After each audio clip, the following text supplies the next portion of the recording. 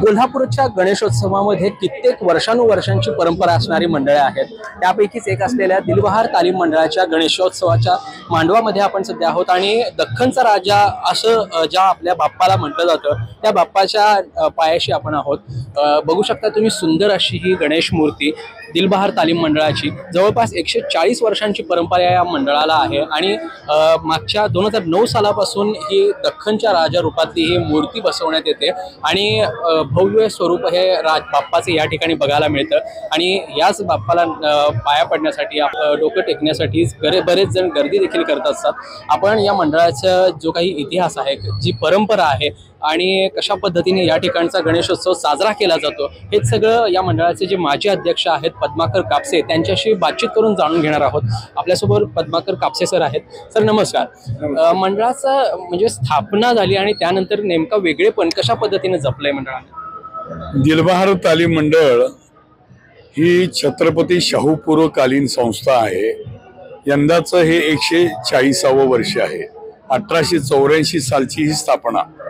सुरुवातीला रामेश्वर प्रासादिक मंडळ असं नाव होतं, कालांतरानं दिलबहार तालीम मंडळ असं सुपरिचित झालेलं आहे। या मंडळाच्या वतीनं वर्षभर विविध उपक्रम राबवले जातात। यंदाचा जो गणेशोत्सव आहे तो श्रीकृष्ण राजदरबार आहे। प्रत्येक वर्षी देवदेवतांची काही मंदिरं असतील किंवा इतर काही धार्मिक सामाजिक प्रबोधनात्मक असे वेगवेगळे देखावे या ठिकाणी सादर केले जातात। आता 2009 साली खऱ्या अर्थानं हा गणेशोत्सव एक धर्मोत्सव आणि लोकोत्सव म्हणून साजरा करू लागलो। 2009 साली या मंडळाला 125 वर्ष पूर्ण झाली।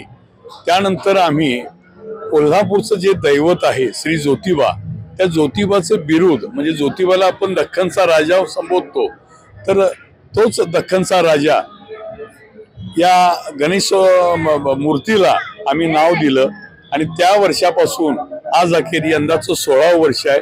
दख्खनचा राजाची प्रतिष्ठापना या ठिकाणी होते। दख्खनचा राजा असं आपल्या गणपती बाप्पाला संबोधलं जातं।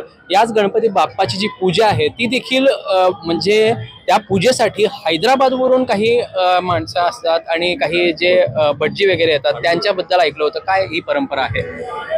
हिंदू संस्कृतीमध्ये पंचायतन याग याला सर्वोच्च असं स्थान आहे, पण ते या ठिकाणी आतापर्यंत कुणी केले नव्हतं। याचं कारण म्हणजे त्यामध्ये पारंगत असणारे जे पुजारी गण आहेत ते खास आपल्या इथं या भागात नसल्यामुळं आम्हाला हैदराबाद तिरुपतीहून दरवर्षी म्हणजे 2009 सालापासून दख्खनच्या राजासमोर हे पंचायतन याग होमवहन हे केलं जातं।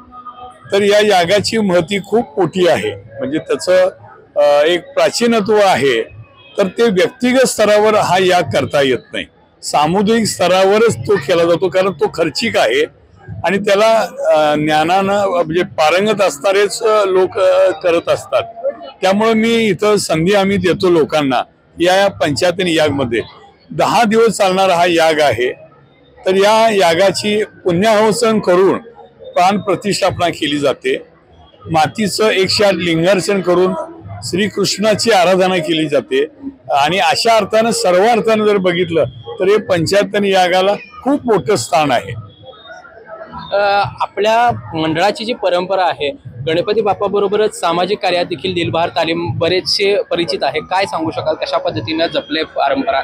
आता परंपरा म्हटलं तर खरं बघितलं तर इथं अथर्व शीर्ष जाप्य पठण सुद्धा प्रतिवर्षी होतं।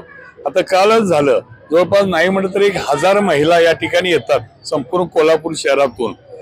तर अथर्व शीर्ष होईल, पंचायतन याग तर होतच आणि दररोज जी आरती होते ती इतरत्र कुठेही तुम्हाला पाहायला मिळणार नाही, कारण ती आरती ही संस्कृत मधून मंत्रोच्चार करणारे जे हैदराबादचे पुजारी गण आहेत ते या पद्धतीने करत असतात। आणि सामाजिक उपक्रम म्हटलं तर रक्तदान दरवर्षी आम्ही घेतो। जवळपास नाही म्हटलं तरी 300हून अधिक रक्तदाते या ठिकाणी रक्तदान करतात। नेत्रदान, अवयवदान अशा अर्थानं सुद्धा संकल्प फॉर्म आम्ही भरून घेतो। असे अनेक उपक्रम आम्ही या निमित्तानं साजरे करत असतो। नक्कीच आपण बघितलं की दख्खनचा राजा अर्थात राजाचा दरबार जसा भरावा तशा पद्धतीनं या ठिकाणी जी तालीम मंडळाचे जे काही मांडव आहे त्या ठिकाणी गर्दी असते आणि कोल्हापूरकर दरवर्षीच या मंडळातील आपल्या बाप्पाला नतमस्तक होण्यासाठी गर्दी करत असतात. अशा प्रकारची ही परंपरा कोल्हापुरातील या दिलबहार तालमीने गेली कित्येक वर्षांपासून जपली आहे. ही सगळी माहिती आपण बघितलीत. त्याबद्दल काय वाटते आम्हाला कमेंट करून सांगायला विसरू नका. साई प्रसाद महेंद्रकर, महासत्ता, कोल्हापूर. अशाच ताज्या अपडेटसाठी महासत्ता न्यूजला सबस्क्राईब करा.